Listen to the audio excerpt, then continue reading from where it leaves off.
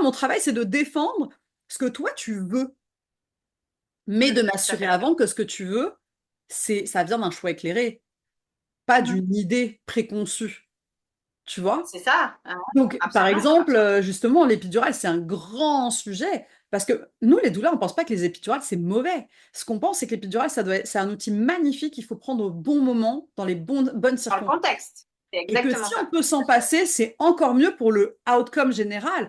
Pas parce que ça fait de toi, tu sais, une super goddess de whatever. C'est parce que on sait que ça augmente, ça améliore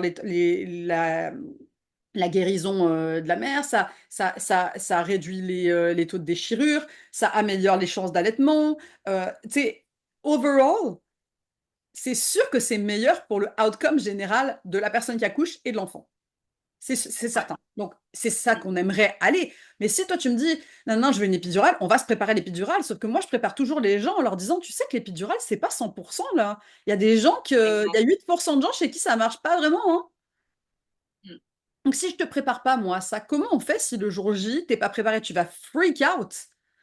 Fait que c'est hyper intéressant parce que justement, souvent, ce que j'entends, c'est, ah oui, non, mais moi, je veux l'épidurale parce que je serais pas capable. Mais on fait ça depuis la nuit des temps, bien sûr que tu es capable. Qui t'a fait croire que tu Exact. n'étais pas capable? Et en fait, les gens qui t'ont fait croire que tu n'étais pas capable, c'est que moi, j'en entends plein des personnes qui vont chez leur médecin et leur médecin dit, oh, pourquoi là, il y a cette mode de pas vouloir l'épidurale? Pourquoi vous vous infligez ça? De toute façon, vous dites ça maintenant, mais quand vous allez supplier l'anesthésiste le jour J, vous ferez moins la maline. Limite, tu vois, ça, je l'entends des fois. Mais ça, c'est des discours coercifs, encore une fois, comme tu disais tantôt, hein.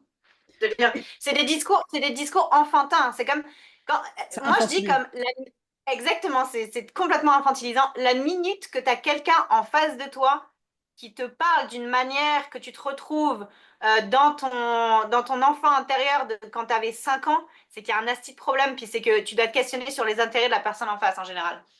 Absolument.